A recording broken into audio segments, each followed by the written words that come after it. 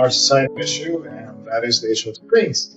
Thankfully, we also have gatherings like this one where we get a lot of what we need as human beings, which is dopamine, but we get it in a form that our brains can actually process. So today we're going to talk about offline dopamine and why it's important for you and I to consider this as a source of everything that we do in life. Let's try again.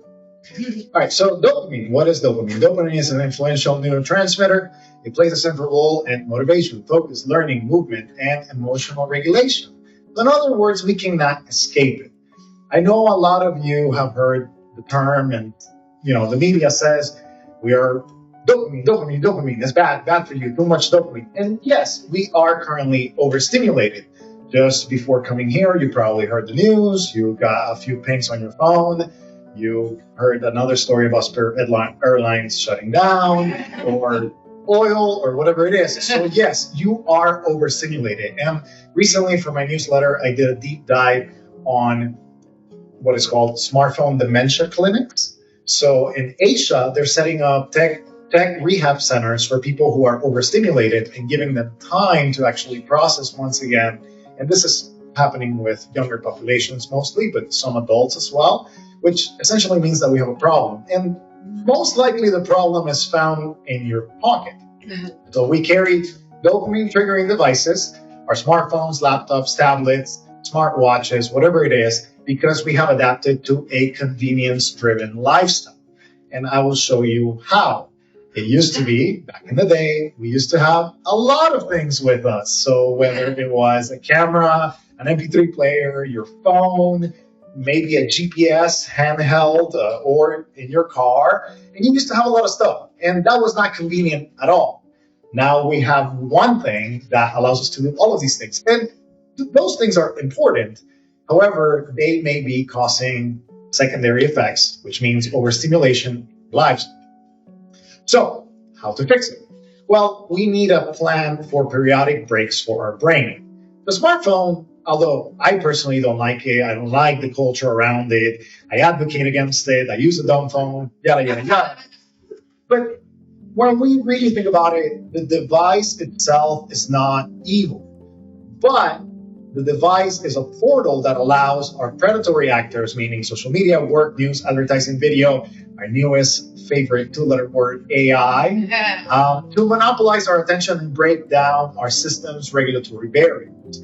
This is where we find articles on the internet about how AI is being sycophantic and telling you everything that you want to hear and giving you more stimulation and more news and everything. So you never get a break because you always have this device with you. So what we need is periodic breaks, because our brains developed in a timeline that did not have all of these devices with us at all times. It developed in a timeline where we maybe went to work, maybe you take a break, go to the park, or go for lunch, and you had natural sources of dopamine and breaks in your everyday.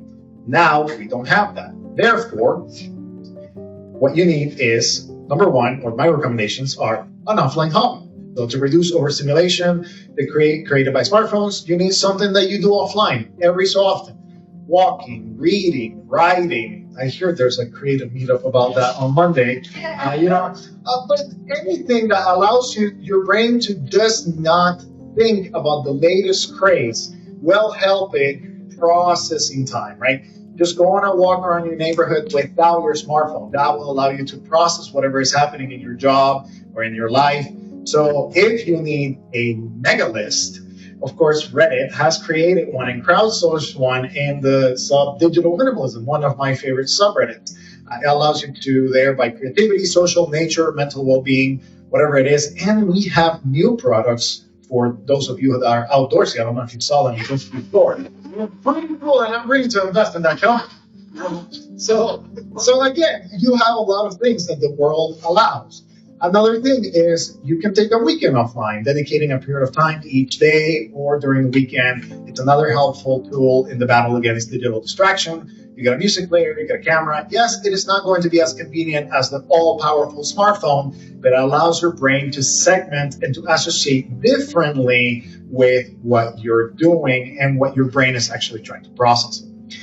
Finally, prioritize human and a world where we are overstimulated with AI, overstimulated by the news, overstimulated with every single little thing that attracts our attention.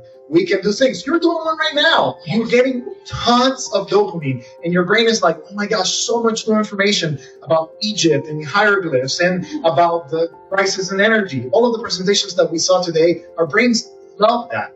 But we also get a little break with claps to process everything. And then eventually you get a break in the middle, so the company is a great place for this. Another plug.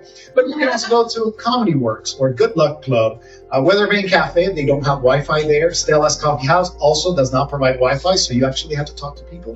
The Denver Performing Arts Center, Pigeon, is a bar that you can play chess with other people and different levels, so you don't have to be an expert. You can learn a new thing. Malinche Audio Bar has a pretty phone-free experience where you go, you get dinner, and you get to listen to a record all together. So prioritize human spaces that allow you to process and engage with other human beings in a way that matters to you. And as always, 4 books that can help you understand this problem, understand what's happening in the world, and maybe take some steps to create more offline in your everyday life. Thank you.